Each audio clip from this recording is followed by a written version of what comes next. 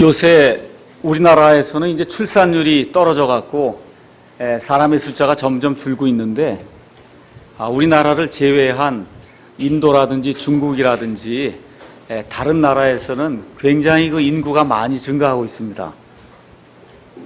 그래서 제가 알기로 한 20년 이렇게 전에는 인구가 50억이다, 55억이다 이렇게 이제 얘기를 했는데, 제가 어저께 가서 인터넷 가서 한번 세계 인구하고 쳐서 이렇게 보니까 65억에서 67억 명이 지금 살고 있다 그럽니다. 그러니까 한 10년, 20년 전에 비해서 인구가 한 10억 명이 늘은 거예요.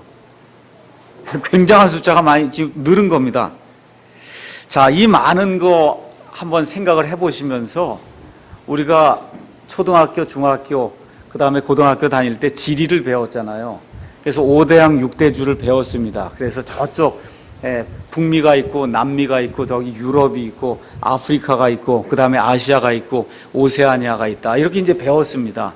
맞죠? 자, 그럼 저하고 한번 이 지도를 한번 생각해 보시면서 전 세계에 그리스도인이 이 65억 명 가운데 몇 명 정도나 될까 한번 이렇게 세보려고 그래요. 지금 오늘 아침에. 자, 그러면 제일 많은 데가 어디냐 하면 미국하고 캐나다예요. 미국하고 캐나다 다 합쳐서 대략적으로 뭐 예수 믿는 사람이 한 5천만 명. 한번 세어보세요. 한 5천만 명 정도 될 거다 이렇게 생각을 해보시고, 그 다음에 호주하고 그 다음에 영국, 그러니까 다시 말씀드려서 앵글로 섹슨족이 이 영어 성경을 온 세상에 이제 전해줬는데, 그 앵글로 섹슨족이 세운 그런 나라들 가운데 전체 인구의 그저 10% 내지 한 15% 정도가 예수님을 믿는 사람들이다. 이렇게 따지면 미국, 캐나다, 호주, 뭐 남아프리카 공화국 등등에서 몇 군데 다 이렇게 따져봤을 때 영국의 영향을 받은 그런 나라에서 예수 믿는 사람들이 한 5, 6천만 명 정도 되지 않겠나. 지금 그렇게 이제 생각이 듭니다.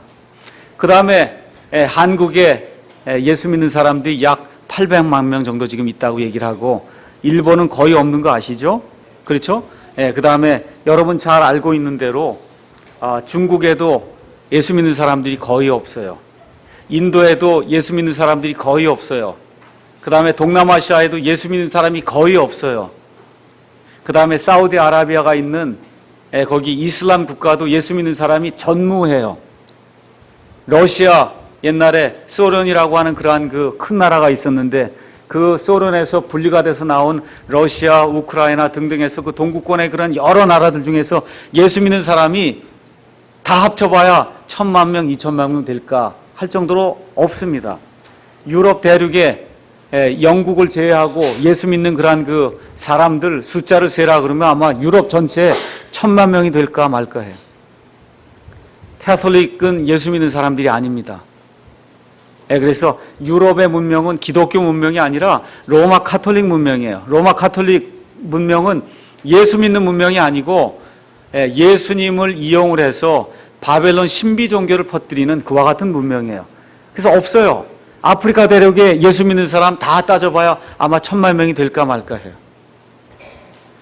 그럼 호주 그 넓은 땅에 사람 얼마 살지 않고 뉴질랜드하고 피지하고 뭐 다 합쳐봐야 예수 믿는 사람이 500만 명이 될까 말까 해요. 이게 끝이에요. 제가 다 해봤잖아요. 전 세상을 지금 다 카운트 해봤거든요. 다 카운트 했는데 가서 보니까 우리가 알기에 성경도 다 들어갔고 문명도 다 들어갔고 인터넷도 다 들어갔고 선교사도 다 들어갔고, 그래서 대부분의 사람들이 글씨가 있고 모든 걸 다 하고 있는데도 지금 65억 인구 중에 우리가 후하게 이 수를 세었을 때 어느 정도 예수님을 믿느냐 하면 한 3억 명 정도, 한 3억 명 정도가 예수님을 믿어요. 그건 믿는다고 얘기를 하는 거예요. 우리 그 예수 믿는다고 하는 사람이 한국에 약 800만 명 정도가 있는데 그건 믿는다고 얘기하는 사람이 그런 거예요. 미국에도 5천만이 있는데 캐나다와 함께 믿는다는 사람이 그렇게 얘기를 하는 거지, 과연 하나님 보실 때 구원받은 사람이 그 가운데 얼마가 되느냐 그건 우리가 알 수 없다 그 얘기입니다. 그럼 그 가운데 약 30% 정도가 구원받았다 얘기를 하면 전체 지금 65억 명의 인구 가운데 정말 이 시간에 예수님이 재림하셔서 정말 예수님이 우리를 들어 올리신다고 하는 그런 휴거 사건이 발생한다고 하면 채 1억 명도 안 되는 사람만이 하늘로 올라갈 수 있다. 지금 그렇게 통계가 나오는 거예요. 그래서 오늘 아침에는 왜 이런 일이 발생을 하고 있는가 한번 생각을 해보려고 합니다. 여러분, 우리나라의 큰 산이라고 하면 아마 지리산이나 아니면 설악산이나 이런 거 이제 들 수가 있을 겁니다. 이 앞에 산들도 많이 있어요. 산이 되게 이렇게 웅장하게 굉장히 높이 서 있습니다. 근데 사람이 산을 보지 못하는데 두 가지 이유가 있어요. 하나는 산 앞에 안개가 이렇게 가려 있으면 그러면 산이 안 보입니다. 내 눈이 아무리 좋아도 산이 안 보여요. 두 번째 경우는 산 앞에 안개가 없는데 내 눈이 침침해서 무언가가 내 눈을 가리면 그러면 산이 안 보입니다. 맞죠? 그 두 가지 외에는 없잖아요. 산 앞에 안개가 끼든지 아니면 내 눈 앞에 무슨 안개가 끼든지 내 눈이 뭐가 잘못이 돼서 백내장이 되든지 녹내장이 되든지 해서 이게 눈이 침침해지고 내 눈을 가리는 뭔가가 있으면 그럼 산이 안 보이는 거예요. 지금 하나님께서 만들어 놓으신 이와 같은 창조 세상과 이 하나님의 말씀과 하나님의 선교사들과 목사들과 이 하나님의 성경이 들어가서 하나님의 웅장하심과 하나님의 영광이 저 앞에 서 있는데도 불구하고 그러니까 하나님 편에 지금 문제가 없어요. 지금 어느 편에 문제가 있냐면 사람 편에 문제가 생겨서 사람의 눈에 하나님의 저 영광을 볼 수 없는 그러한 눈 가리개가 지금 이 앞에 쳐져 있다 그런 얘기입니다. 그러니까 하나님께서 정말 이와 같은 그 창조 세계의 그 아름다운 것을 통해서 오늘 특송해 준 것과 같이 정말 아름다운 것과 같은 창조 세계를 통해서 창조주가 있다고 하는 사실을 보여줌에도 불구하고 대부분의 사람들이 하나님을 알지 못하고 있습니다. 그런데 오늘 우리가 저와 여러분이 한번 생각해 보려고 하는 것은 믿지 않는 사람들은 그렇다 이거예요. 그런데 믿는 사람들 가운데도 여전히 내가 믿습니다라고 이야기를 하는 가운데도 이 눈 가리개가 쳐져 있어갖고 구약시대에 살고 있는 사람이 많다 그 얘기입니다.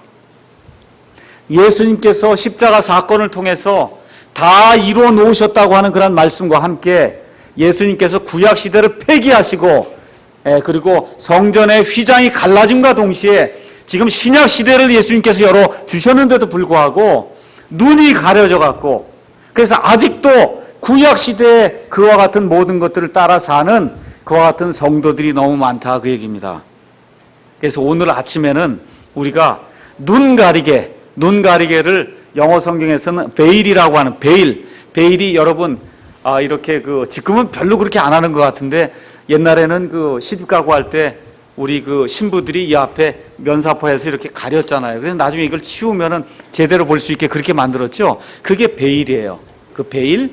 그래서 지금도 여러분 이 아랍권이나 아니면 유대 문화권에 가면은 여인들이 이 앞을 가리고 다닙니다. 이거 볼 수가 없어요. 이렇게 남자들이나 아니면 세상에 있는 것들을 볼 수 없도록 이렇게 가려놨습니다. 그래서 이 가리개 때문에 세상을 바로 보지 못하거든요. 그래서 오늘은 우리가 이 가리개를 치워야 되겠다 해서 베일을 치워야 되겠다는 그와 같은 제목을 가지고 여기 고린도후서 3장 6절부터 그 다음에 18절에 있는 말씀을 한번 살펴보는 그러한 시간을 갖도록 하겠습니다.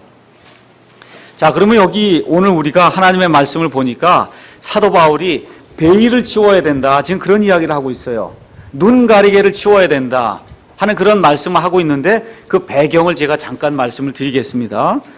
이 고린도 후서는 사도 바울의 개인적인 감정이 제일 많이 들어가 있는 정말 구구절절 이게 사도 바울이 눈물을 흘리면서 이 편지를 기록한 그와 같은 내용을 지금 담고 있습니다. 사도 바울이 고린도라고 하는 그러한 이 음란한 도시에 가서 정말 열심히 수고를 해서 이 고린도 교회를 세우고 그래서 그 고린도 교회를 떠나왔는데 나중에 들어보니까 고린도 교회 그 성도들이 사도 바울을 무시하고 정말 사도 바울이 자기들에게 행한 그와 같은 일들을 깡그리 무시하고 정말 사도 바울을 업신여기는 그와 같은 그 이야기를 듣고 그리고선 지금 이 고린도 후서를 지금 기록을 하고 있는 겁니다. 그래서 이 안에서 사도 바울이 자기가 그 사람들 위해서 행했던 그러한 일들을 지금 하나하나 이렇게 이야기를 하고 있는 거예요. 그래서 지금 사도 바울이 이야기하고 있는 바가 뭐냐 하면 너희가 내게 추천서를 요구하냐. 지금 그 얘기를 하고 있는 거예요. 옛날에는 지금과 같이 이렇게 모든 것들이 이렇게 교통이 이렇게 잘 돌아가고 이런 시대가 아니었기 때문에 그래서 옛날에는 한 교회에서 다른 교회로 어떤 사람이 이적을 하거나 아니면 한 교회에서 다른 교회로 어떤 목사가 파송을 받거나 할 때는 추천서를 가지고 가야 돼요. 추천서를 가져가지 않으면 이 사람이 구원을 받은 사람인지 올바로 된 목사직을 알 수가 없으니까 추천서를 가져가야 됐다 그 얘기예요. 근데 지금 사도 바울이 가만히 생각해 보니까 자기가 고린도의 교회에 가서 이 사람들 다 세웠는데 가만히 생각해 보니까 이 사람들이 마치 자기 보고 추천서를 다시 갖고 오라고 하는 이와 같은 인상을 받은 겁니다. 그러니까 너무 기가 막혀 갖고 아니 내가 너희를 세우고 너희를 살리고 내가 하나님의 그런 능력을 가지고 이 고린도 교회를 세웠는데 이제 와서 내가 너희에게 추천서를 보내야 되겠냐. 지금 그 얘기를 하는 거예요. 그 내용이 3장 1절부터 3절에 나와 있으면서 사도 바울이 내가 다시 너에게 추천서를 쓸 필요가 없다. 그러면서 무슨 이야기를 하느냐 하면 우리는 나는 이렇게 편지 쓰려면 종이에다 글을 갖고 편지를 쓰잖아요. 이러한 추천서 이런 거 필요 없다. 그러면서 뭐라고 이야기를 하느냐 하면은 너희 자신이 내가 구원시켜 놓은 너희 자신이 나의 추천서다. 지금 그런 이야기를 하는 겁니다. 이 추천서는 종이에 쓴 추천서가 아니고 마음판에 기록된 그런 추천서다. 그럼 여러분 한번 생각해 보세요. 종이에다가 뭘 이렇게 기록하는 건 이거 사람이 할 수 있는 거거든요. 근데 마음판에다가 추천서를 기록하는 건 사람이 못 하잖아요. 그러니까 그와 같은 일은 내 힘으로 한 것이 아니라 하나님의 영께서 하신 것이다. 그래서 사람이 쓰는 추천서는 사람의 힘으로 할 수 있지만 너희는 사람이 손으로 쓴 그런 추천서가 아니다. 그거는 하나님의 영께서 능력을 가지고 이렇게 사람의 마음속에 너희 마음속에 내 마음속에 이렇게 기록해 놓은 그러한 추천서다. 그렇게 이야기하면서 하나님의 그 능력에 대해서 이야기를 하고 있습니다. 그래서 5절에 뭐라고 얘기하냐면 우리는 어떤 일이 우리 자신에게서 난 것으로 생각할 만큼 능력이 있지 아니하며 오직 우리의 능력은 하나님에게서 나느니라. 그래서 내가 한 거 아무것도 없다. 하지만 하나님의 영께서 능력을 가지고 너희들과 내 마음에 이 추천서를 그 마음의 비에다가 새겨 놓으셨다. 그 얘기를 한 다음에 이제 6절이 나오는 거예요. 그런데 하나님께서 또 어떤 일을 했냐면 6절에 그분께서 또한 우리를 새 상속 언약의 유능한 사역자로 삼으시되 율법 작구의 사역자가 아닌 영의 사역자로 삼으셨나니 율법 작구는 죽이되 영은 생명을 주느니라. 지금 이야기하면서 여기 6절에 가서 보면 새 상속 언약이라고 하는 내용이 나오고 14절에 가서 보면 옛 상속 언약이 나와요.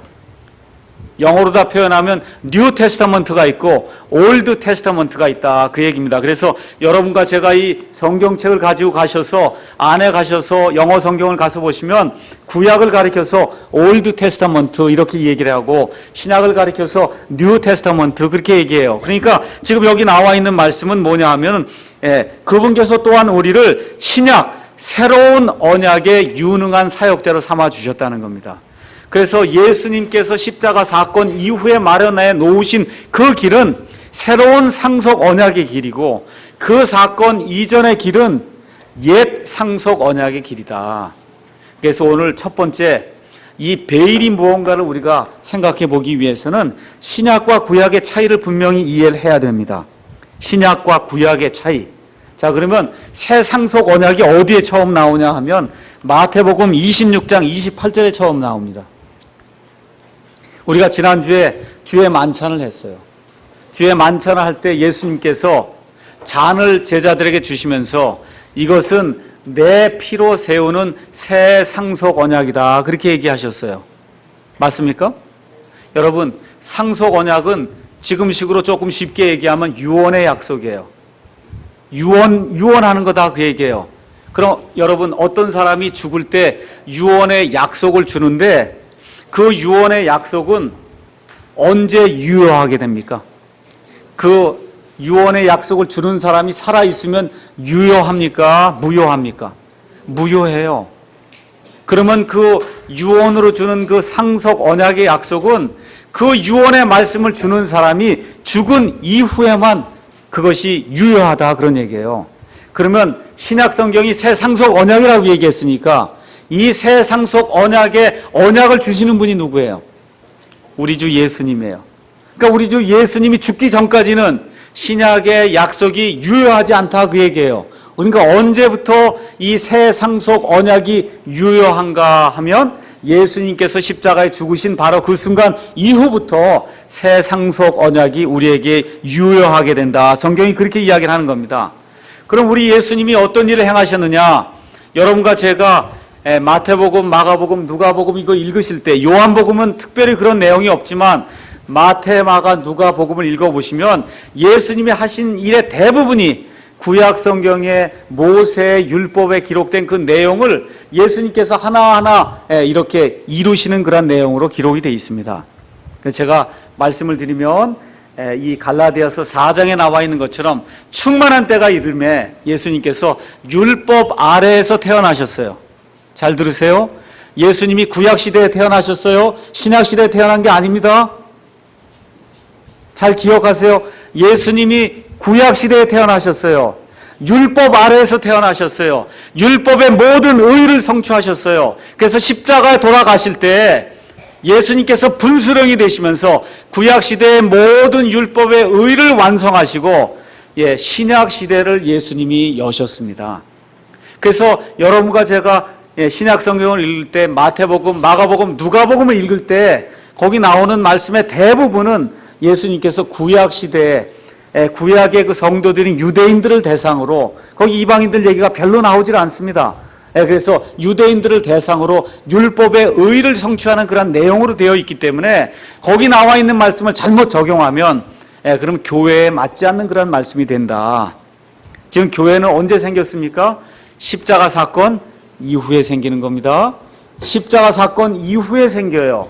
그 십자가 사건 이후에 시대가 완전히 바뀐 시대에 생긴 그와 같은 이 교회라고 하는 그런 하나님의 그런 기관에 구약 시대의 율법을 대입을 하면 그러면 전혀 맞지 않는다 그 얘기입니다.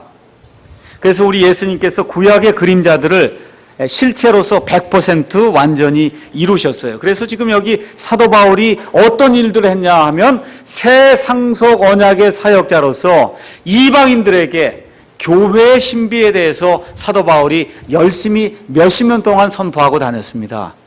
그러면 지금 사도 바울이 구약과 신약의 차이가 뭐냐? 저기 6절에 가서 보니까 뭐라고 얘기했냐면 구약의 사역은 율법 작구의 사역이라는 거예요. 율법 작구. 그건 무슨 얘기예요? 이걸 해라 하지 말라 그거 하는 거라는 얘기예요. 구약 시대에는 이걸 해라 하지 말라 하는 게 그게 뭘로 기록이 되어 있냐면 글자로 기록이 되어 있어요. 글자. 그래서 영어로 가서 보면 레터로 기록이 되어 있어요. 율법 작구 그러니까 율법 그러니까 무슨 러가 나오고 이렇게 생각하시면 안 되고 영어 성경에 가서 보시면 레터로 돼 있어요. 레터. 여러분 레터라고 하는 말이 글자지 않습니까? 그래서 구약 성경에 가서 보면 글자로 많은 것들을 이걸 해라 하지 말라가 그렇게 기록이 돼 있는데 거기 뭐라고 기록이 돼 있냐 하면 구약 성경에서 많은 일들이 이루어졌는데 그 일들은 다 율법 작구를 가지고 행한 그러한 일들이다. 그렇게 지금 이야기하는 거예요. 그러면서 거기 뭐라고 썼냐면 이와 같이 성경 말씀을 읽을 때 해라 하지 말라고 하는 그러한 그 글자만 읽으면 여기 여러분 성경책 읽어보시면 글자가 새까맣게 있잖아요. 이 안에 담겨있는 영의 사역을 읽지 않고 글자만 읽으면 그러면 사람을 죽이는 일이 생긴다 그 얘기입니다. 그래서 구약시대의 사람들이 이걸 잘못 이용하니까 이 하나님의 율법 자체가 완전한 것이고 선한 것이고 좋은 것이에요. 그런데 사람이 그 안에 있는 글자만 보니까 그 율법이 들어와서 사람을 죽였다 그렇게 이야기하는 거예요. 그래서 구약시대에 이루어진 그러한 모든 일을 한마디로 이야기하면 그거는 율법의 사역이고 율법의 사역은 뭐냐 한마디로 사람을 죽이는 일이다 그 얘기입니다. 사람을 죽이는 일이에요. 그러면서 지금 사도 바울이 우리 새 상속 언약의 사역자들은 어떤 사역을 해야 되냐 하면 영의 사역을 해야 된다 그 얘기입니다. 그러니까 저와 여러분이 여기 나와 있는 하나님의 말씀을 읽을 때 이게 새까만 거 이 글자 자체만 읽으면 안 되고 이 글자 속에 들어있는 하나님의 영의 가르침을 우리가 제대로 받아들이게 될 때 그때 비로소 우리가 새 상속 언약의 유능한 사역자가 될 수 있다 그렇게 이야기를 하는 겁니다. 그래서 율법 자체는 나쁜 게 아니에요. 그 율법은 뭐 하는 거라 그랬습니까? 우리에게 죄를 보여주는 거라 그랬어요. 율법이 없이는 죄를 알 수가 없어요. 간음하지 말라고 하는 그와 같은 법이 없으면 간음이 죄인지 아닌지 사람이 알 수 없다 그 얘기입니다. 도둑질하지 말라고 하는 그와 같은 법이 없으면 도둑질하는 게 좋은 거지 나쁜 거지 알 사람이 없다 그 얘기예요. 그러니까 율법 자체는 선한 거예요. 좋은 거예요. 그 다음에 사람에게 죄를 보여줘요. 또 어떤 걸 보여주냐 하면 율법을 지키려고 노력하는데 못 지킨단 말이에요. 그러니까 어떻게 돼? 아, 난 정말 비참한 사람이구나. 내 힘으로는 정말 하나님의 선하심을 이룰 수가 없구나 하는 걸 율법이 보여준다 그 얘기입니다. 그러니까 어떻게 해요? 그 율법으로 말미암아 사람이 비참한 상태가 돼서 나를 구해주실 분은 하나님뿐이 없구나 하고 예수 그리스도를 찾도록 만들어주는 게 그게 율법이다 그 얘기입니다. 근데 이 율법을 잘못 이용해서 율법을 글자 취급하게 되면 그걸 우리가 율법주의라고 얘기하는 거예요. 율법주의. 그래서 그 율법주의로 사람들이 돌아서게 되면 그러면 특별히 목사가 아니면 목사와 그 성도들이 이루는 그러한 교회가 율법주의로 돌아서게 되면 이 교회 안에 신음하는 일이 생깁니다. 왜 신음하는 일이 생겨요? 죽게 생기기 때문에 그래요. 그러니까 교회가 아니면 목사가 아니면 집사님들이 율법주의 정신에 서서 교회를 이끌려고 하면 이 안에 많은 성도들이 신음하게 된다 그 얘기입니다. 신음하게 돼요. 죽게 돼요.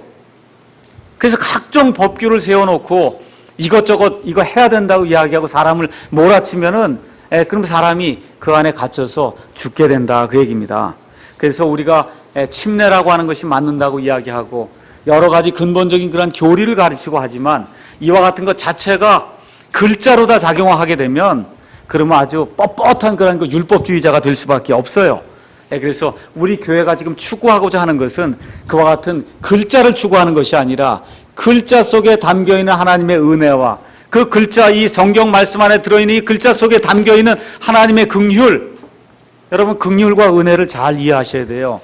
긍휼은 내가 마땅히 받아야 될 그 형벌을 용서해 주시는 게 그게 긍휼이에요. 긍휼. 은혜는 내가 받을 수 없는 가운데 있는 그런 사랑을 받는 게 은혜입니다. 그래서 하나님이 우리에게 은혜와 긍휼을 베풀어 주시는데 그거를 글자로 베풀어 주지 않고 글자 속에 들어있는 영의 새로운 것으로 우리에게 가르쳐 주기 때문에 그래서 하나님의 말씀을 대할 때 항상 이 하나님의 영의 조명을 받아서 하나님의 영께서 인도하시는 대로 이 말씀을 제대로 이해해야 되겠구나 하는 그러한 마음가짐을 가지고 이 목사도 말씀을 그렇게 선포해야 되고 그렇게 가르쳐야 되고 말씀을 듣는 사람들도 그와 같은 마음으로 이 하나님의 말씀을 받을 때 이 말씀이 단순한 그러한 그 글자에 지나지 않고 살아있는 그러한 말씀으로 우리 가운데 역사하게 될 때 우리 교회가 저와 여러분이 정말 살아있는 그러한 성도로서 하나님이 기뻐하시는 그런 사람들이 될 수 있는 겁니다. 자, 그러면 신약과 구약을 구체적으로 지금 사도 바울이 여기서 지금 비교를 하고 있습니다. 그럼 신약과 구약이 어떻게 비교가 되냐? 7절, 8절 가서 보니까 돌에 써서 새긴 사망의 직무. 여러분, 돌에다가 구약 성경에 뭘 새겼습니까? 뭘 새겼어요? 지금 얘기하는 게 십계명이에요. 예, 십계명을 이렇게 하나님이 새겨줬는데 그 십계명을 새겨준 건 생명을 주려고 그런 거라 그래요? 아니면 사망을 이루려고 하는 거라 그래요? 거기 가서 보니까. 사망의 직무다 그 얘기입니다. 사망의 직무. 구약시대의 그 율법은 사망의 직무예요. 근데 이 사망의 직무에도 영광이 있었다 그 얘기는 무슨 얘기냐 하면 여러분이 출애굽기 34장에 가서 보시면은 하나님의 그 십계명을 받아갖고 이스라엘 백성에게 모세가 내려왔는데 모세가 내려와 보니까 이스라엘 백성이 그동안 그걸 참지 못하고는 금송아지를 만들고 거기다 우상 숭배를 했다 그 얘기입니다. 그래서 이 십계명을 들어 던지는 그러한 일이 발생하고 그래서 하나님께서 다시 용서하심으로 말미암아 모세가 돌판 2개를 다시 깎아갖고 이 시내산으로 올라가는 그러한 대목이 이제 기록이 돼 있어요. 그래서 그 시내산에 올라갈 때 여전히 사람들은 무서워서 벌벌 떠는 가운데 저 산 기슭에 있고 모세만 하나님께 올라갔다가 그리고서 하나님께서 40일 동안에 이 십계명을 그 판에다가 이제 기록을 해줬다 그 얘기입니다. 맞죠? 그리고선 이 두 돌판을 가지고 이 땅에 내려왔는데 모세는 알지 못했어요. 뭘 알지 못했냐 하면 자기의 얼굴이 하나님과 대면해서 이야기를 하는 동안에 자기의 얼굴이 이렇게 빛나게 됐다고 하는 그런 사실을 전혀 알지 못했습니다. 그러고서 이렇게 돌판을 들고 쓱 내려와 보니까 어떤 일이 발생했어요. 사람들이 가만 보니까 모세의 얼굴이 옛날 얼굴이 아니에요. 얼굴이 빛나는 거예요. 아이고, 이거 모세에게 갔다간 무슨 일이 생기겠구나, 이런 생각이 들어서 접근을 못하는 거예요. 그러니까 모세가 아론과 이스라엘의 치리자들을 불러서 이야기를 하니까, 다정다감하게 얘기를 하니까 죽진 않는가 보다, 이렇게 생각을 하고는 사람들이 이제 다가오기 시작했습니다. 그래서 모세 앞에 다가오니까 여기 얼굴이 빛났단 말이에요. 지금 영광이 있었어요. 근데 지금 모세가 받아온 거는 생명을 주는 거예요? 아니면 사람을 사망에 빠뜨리는 거예요? 사람을 지금 사망에 빠뜨리고 사람을 정죄에 빠뜨리는 건데도 불구하고 모세 얼굴에 영광이 있었단 말이에요. 그러니까 모세가 어떻게 했어요? 사람들이 실족하지 않도록 하기 위해서 사람들이 들어와서 얘기할 때는 얼굴에 뭘 가렸어요? 베일로 얼굴을 가렸단 말이에요. 그렇지 않으면 사람들이 들어오지 못하니까 얼굴을 가렸어요.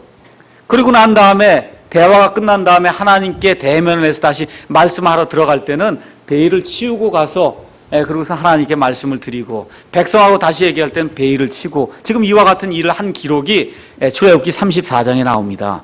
그래서 지금 사도 바울이 이야기하는 것은, 지금 이 율법이라고 하는 것 자체가 사람을 죽이는 것과 같은 역할을 하는데, 문자 그대로는 그렇다, 그 얘기입니다.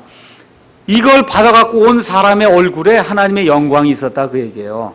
자, 근데 이것이 어떤 사역이냐면 구약시대의 사역이다. 그래서 구약시대 것에도 이렇게 영광이 있었으면 지금 저와 여러분 신약시대에 살면서 신약시대와 같은 사역을 한다, 그 얘기예요. 그러면 얼마나 더 영광이 넘치겠느냐, 지금 그 얘기를 하는 거예요. 사도 바울의 그 비유를 이해하시겠습니까? 그래서 두 번째 가서 보니까 10절, 9절, 10절에 정죄의 직무도 영광이 될진데 의의 직무는 영광이 더욱 뛰어나니라, 이렇게 기록되어 있어요. 뭐가 정죄의 직무입니까? 율법이 하는 일은 정죄하는 것밖에 없어요. 너 이거 잘못하면 죽는다 그러고, 이거 잘못하면 어린 양을 갖고 와서 속죄하라 그러고, 정죄하는 일이에요, 율법이 하는 일은. 그래서 저와 여러분이 교회 안에서 신앙생활 할 때 이 점을 늘 기억하셔야 돼요.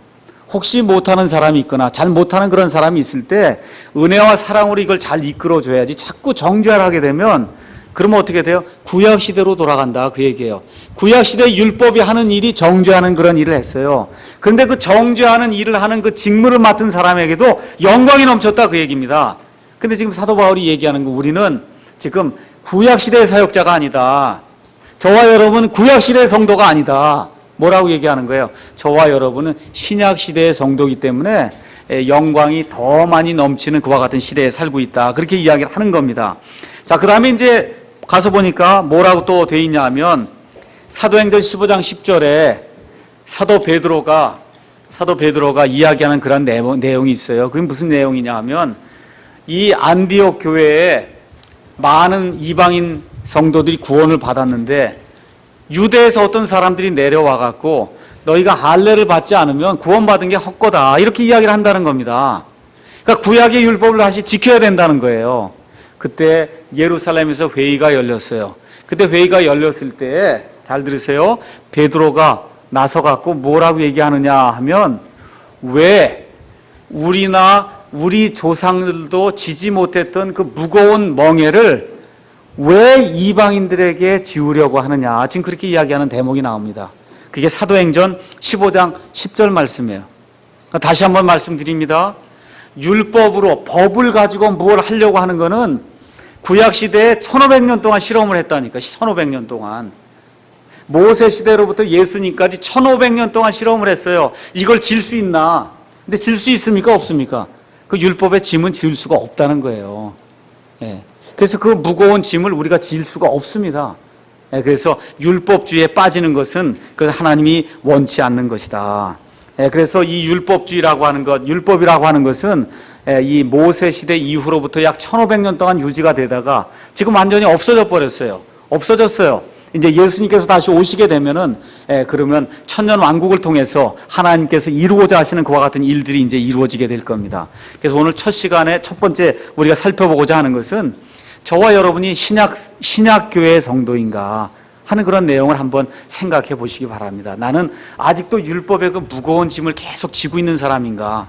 아니면 그 율법의 짐에서 벗어나서 정말 하나님께서 주시는 그러한 그 영의 사역자로서 이 모든 것들을 정말 하나님의 은혜와 긍휼을 가지고 이해하고 그것대로 살려고 하는 그런 사람인가 한번 생각을 해보기 바랍니다. 자, 그 다음에 이제 사도 바울이 얘기하는 것은 그러면 왜 유대인들이 이렇게 어려운 율법의 짐을 지고 살았냐? 이유가 하나 있다는 거예요. 한 가지 이유가 있어요. 그 이유가 뭐냐면 베일이 있어서 그랬다는 거예요. 그들의 마음에 베일이 있어갖고 면사포 같은 게 있어갖고서는 그래서 그게 뿌옇게 이게 만들어 놓으니까 하나님의 마음을 알 수가 없었다는 겁니다. 그래서 두 번째는 뭐냐 하면 베일이 문제라는 거예요. 베일을 지워야 된다 그 얘기입니다. 베일. 그래서 지금 여기 14절부터 17절에 가서 보니까 사도 바울이 그 얘기를 하는 거예요. 그들의 마음이 가려졌다 그 얘기예요. 여러분 이거 지금 여기 창문에 커튼 쳐놨잖아요. 이 커튼 쳐놓으니까 밖이 보입니까 안 보입니까? 안 보이잖아요. 그렇죠. 이런 것처럼 이스라엘 백성의 마음에 저런 커튼이 쳐져 있다는 거예요.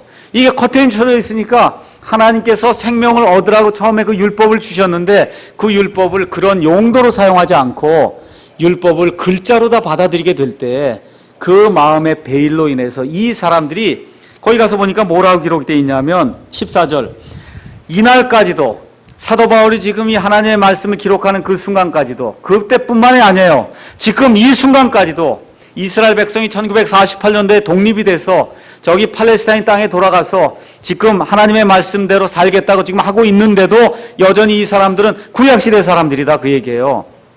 그래서 지금 뭐 어떻게 하고 있어요? 옛 상속 언약의 말씀을 읽을 때 옛 상속 언약이 구약이란 말이에요. 구약의 말씀을 읽을 때 그 베일이 벗겨지지가 않은 채 그대로 남아있으니까 하나님의 말씀을 계속 읽어도 그게 무슨 뜻인지 알지 못하는 그런 답답한 상태에 이스라엘 사람들이 빠져있다 그 얘기입니다. 예수님이 이미 오셔서 구약시대의 많은 것들을 다 성취하셨음에도 불구하고 이 사람들이 그런 일들을 이해하지 못하는 이와 같은 어둠 속에 빠져있다는 겁니다. 그래서 사도 바울이 이방 사람들에게 보내는 로마서의 말씀을 기록하면서 로마서에서 이 답답한 심정을 로마서 9장, 10장, 11장에 이 이스라엘 백성을 향한 이 답답한 마음을 그 안에 기록을 하고 있습니다. 그래서 AD 30년경에 우리 예수님께서 승천하신 이후에 약 10년 동안 사도행전 1장부터 사도행전 10장까지 약 10년 동안 하나님의 교회가 섰는데 그 하나님의 교회는 100% 유대인들로 구성된 그런 교회였어요. 하나님께서 이 사람들의 마음속에서 베일을 치우시기 위해서 하나님께서 기적과 표적과 하나님의 말씀과 대언자들과 사도들을 통해서 너희가 돌아서야 된다고 그렇게 말씀하는데도 이 베일이 치워지질 않는 겁니다.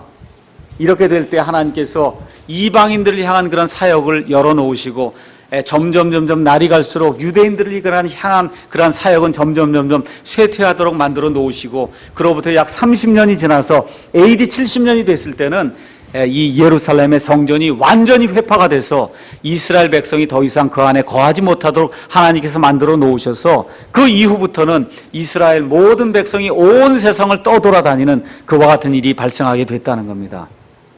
근본적인 이유가 왜 그래요? 베일이 그들의 마음을 가리고 있기 때문에 그렇다는 거예요. 베일이. 그래서 이스라엘 백성에게 일어난 그런 일이 우리에게 일어나면 안 되겠다는 거예요. 우리가 지금 신약 시대에 살고 있는 거 맞습니까?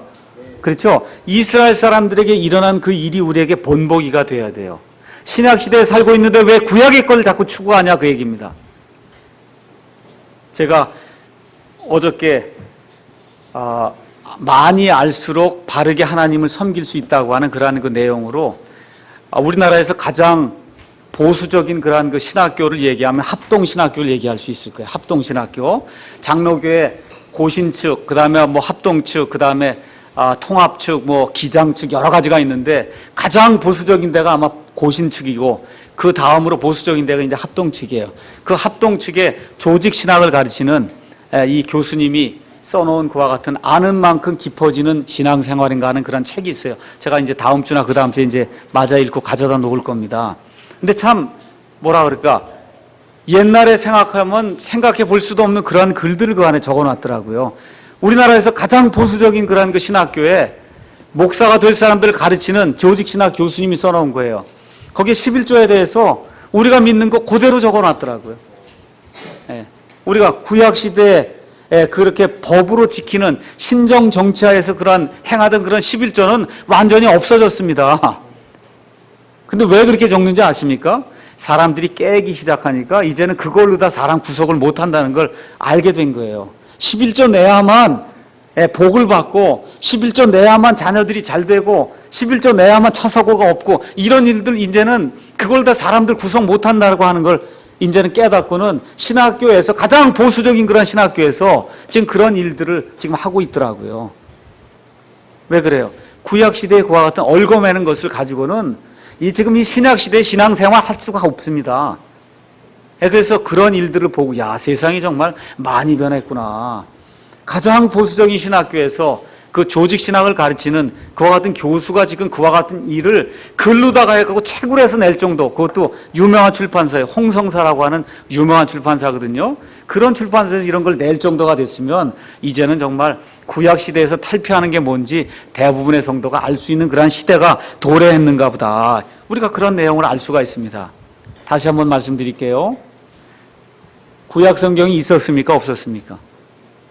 있었어요? 없었어요? 있었죠. 지금 이 시간에도 구약 성경이 있습니까? 없습니까? 이스라엘 백성이 지금도 구약 성경이 읽습니까? 안 읽습니까? 읽는데 그 안에서 생명을 얻습니까? 얻지 못합니까? 얻어요? 못 얻어요? 못 얻어요. 왜 못 얻어요? 베일이 있기 때문에 못 얻는다니까. 베일이 있어서. 제가 이걸 우리에게 적용합니다. 우리에게 신약 말씀이 있습니까? 없습니까? 신약 성경 말씀이 있어요? 없어요?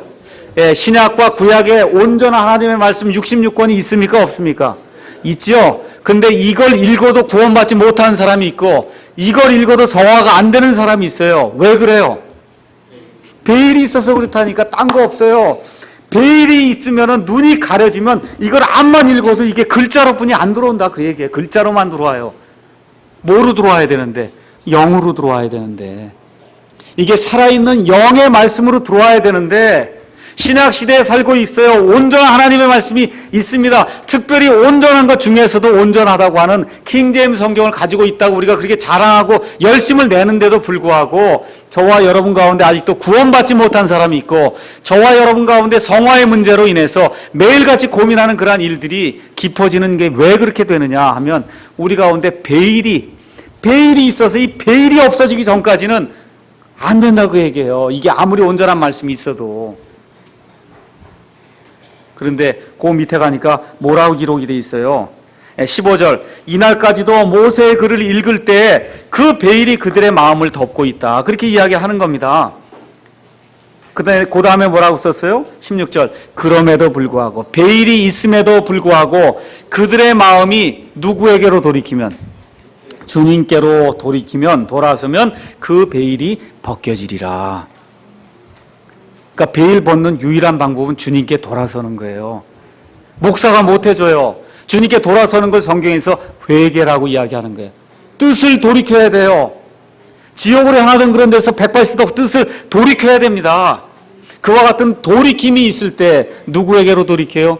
주님께로 돌이켜야 된다. 그 얘기를 하면서 17절에 그 주님이 누구냐?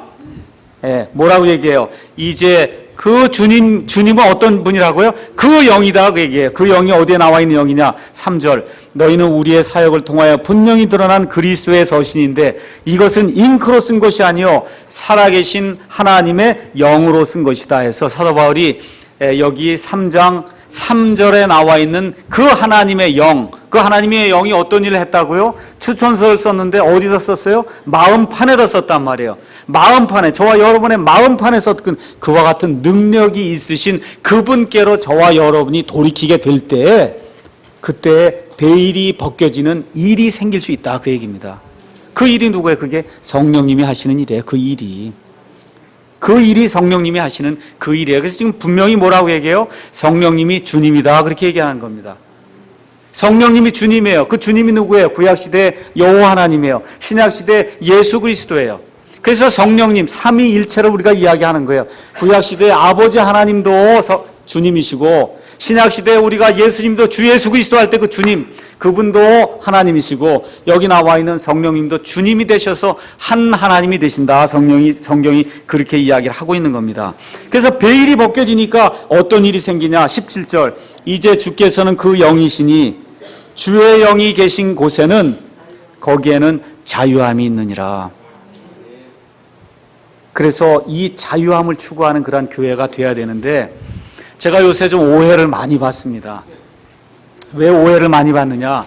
제가 설교 시간에고 아니면 말씀을 통해서, 글을 통해서, 또 책 소개를 통해서 우리가 자유한 그리스도인이 돼야 된다, 이렇게 자꾸 이렇게 선포하고 하다 보니까 그걸 잘 알지 못하는 분이 저 사람 완전히 이제 갔나 보다, 이렇게 생각하는 사람이 많은 것 같아요. 이 사람이 완전히 방종해갖고 자유주의에 빠져갖고 이 사람들을 완전히 수렁으로 이끄나 보다, 이렇게 생각하는 목사님들도 많이 있는 것 같아요, 주변에. 그래서 오늘은 간단하게 율법주의, 이런 건 율법주의가 아닙니다. 제가 몇 가지 얘기할게요. 잘못하면 우리 교회가 저로 인해서 완전히 실족거리가 될까봐 제가 몇 가지 이야기를 드리겠습니다. 첫 번째, 구체적인 하나님의 명령들에 순종하는 건 율법주의가 아닙니다.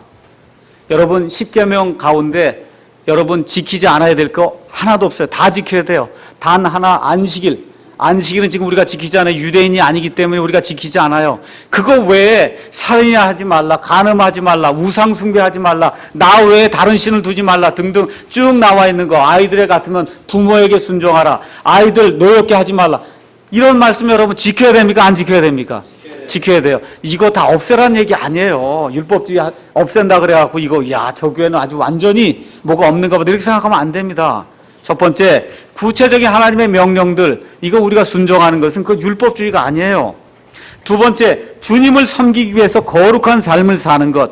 여기 데살로니가전서 4장 3절 7절 가서 보면 데살로니가 교회 성도들이 스스로 거룩한 삶을 살았다고 이렇게 기록을 하고 있어요. 가능하면 남자들 같으면 술, 담배 안 하고 청결하게 사는 것, 그 율법주의 아니에요, 그건. 여러분 이해하십니까? 제가 술, 담배 얘기를 하고 이거 별 죄가 아닙니다, 큰 죄가 아닙니다 얘기하니까 저 교회 가면 술, 담배 먹어도 되나 보다, 그리고 제사 지내도 되나 보다, 그러고 그런 이야기 하는 게 아니에요. 제가 말씀드리는 거는 저와 여러분의 마음속에 들어있는 미워하는 죄, 간음하는, 이 마음속에 간음하는 거, 마음속에서 살인하는 게 술 먹고 담배 먹는 이거보다 훨씬 더 중한 죄다, 제가 그 얘기를 하고 있는 거지. 예수 믿고 거룩한 사람이 돼서 거룩한 삶을 이렇게 추구하는 것 자체는 그 율법주의 아니다, 그 얘기입니다. 가능하면 이 세상 문화를 쫓아가지 않는 것, 그래서 예수님을 위해서 자신을 분리하고 세상의 풍조에 따라 살지 않겠다고 작정을 하고 세상 문화를 쫓아가지 않는 거, 이거 율법주의 아니에요. 우리가 가능하면 복장을 바르게 입고 교회 안에서 우리 락 음악 같은 거, 랩 음악 이런 거 안 하지 않습니까?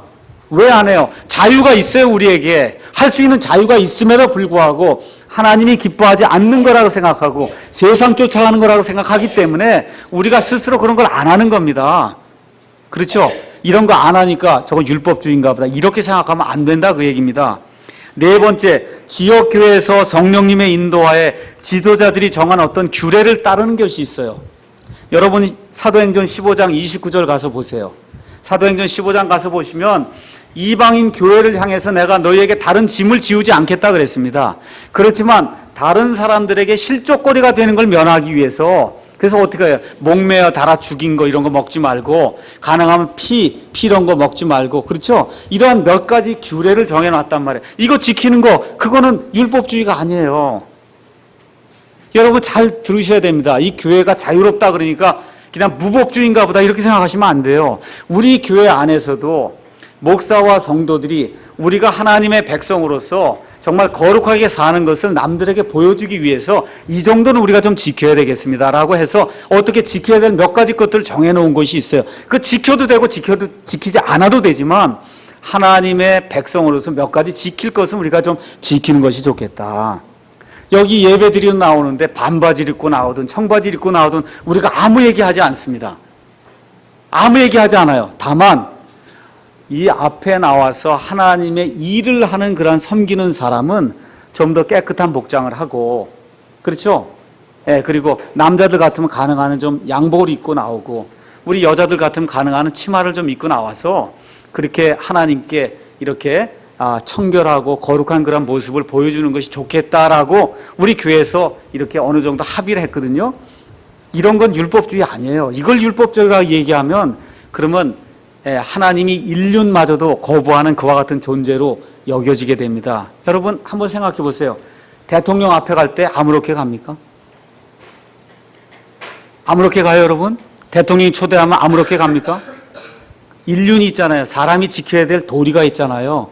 그 도리를 갖추어 가잖아요. 저희가 이야기하는 건 율법주의는 인륜도 지키지 않는 거, 그런 거 율법주의라고 얘기하는 거 아닙니다.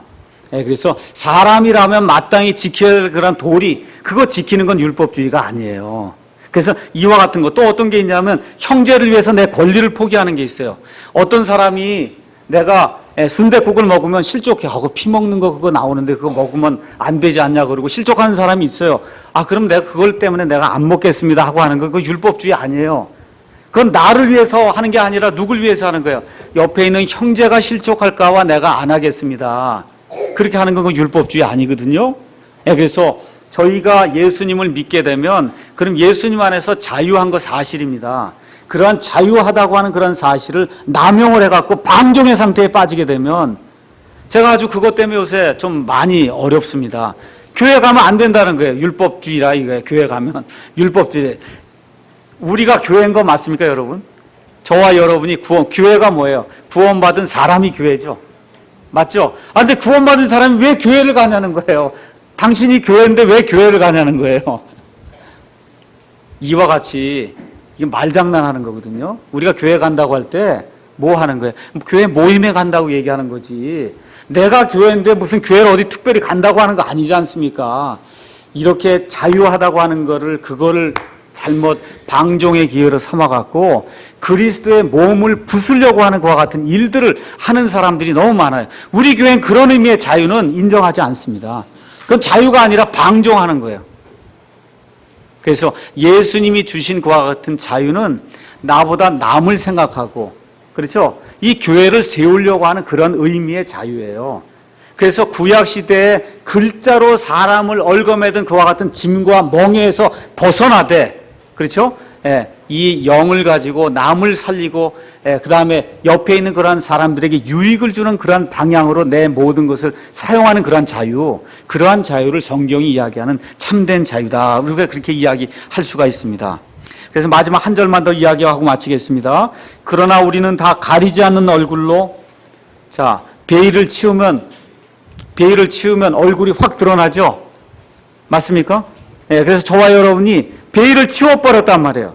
예수님으로 말미암아 성령님께로 돌이켜서 베일을 치워버렸어요. 그러니까 어떻게 돼요? 얼굴이 확 드러났단 말이에요. 그래서 가리지 않은 얼굴로 거울을 보는 것 같이, 자, 한번 가서 집에 가서 오늘 한번 보세요. 수건으로 이렇게 한번 가리고 한번 보세요. 거울 앞에 가서 보이나? 그런 다음에 수건 한번 치워보세요. 내 모습이 보이나? 상상해 보니까 보이겠죠? 그렇죠? 그래서 얼굴을 가리지 않은 채 거울 앞에 내가 섰다 이렇게 생각을 해보시고, 그렇게 보는 것 같이 주의 영광을 바라보며 같은 형상으로, 주님의 그 형상으로 변화가 되어서 그거를 베드로 후서에서는 하나님의 본성에 참여하는 자가 됐다는 거예요. 여러분, 이게 굉장한 말씀이에요. 저와 여러분이 지금 육체를 입고 있는데 성령님으로 말미암아 우리가 돌이켜서 하나님의 빛 가운데 거하게 되면 하나님의 본성에 참여해서 여기 나와 있는 걸 따르면 주님의 영광을 바라보며 예수 그리스도의 형상으로 완전히 변화가 돼서 영광에서 영광으로 이루는 그러한 존재가 이미 되었다는 겁니다. 영광에서 영광을 이룬 그런 존재가 됐는데 그 일이 어떻게 이루어졌냐? 이것은 곧 주의 영으로 말미암은 것이니라. 구약시대에 모세가 영광을 받기 위해서 어떻게 했어요? 시내산에 그 뙤약볕을 올라갔습니다. 그래서 올라가서 40일 동안 있다가 내려오니까 모세의 얼굴에서 빛이 났어요. 맞습니까? 모세만 빛이 났습니까? 아니면 이스라엘 백성 전체가 빛이 났습니까?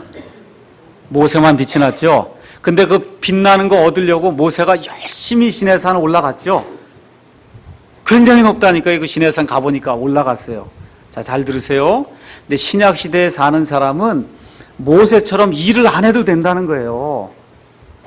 모세처럼 시내산 올라가는 그런 일을 하지 않아도 돼요. 왜 그렇습니까? 우리 안에 이 예수님이 들어와 살기 때문에 모세는 달과 같이 빛을 받아갖고 빛을 반사한 것뿐이 없었어요. 모세는.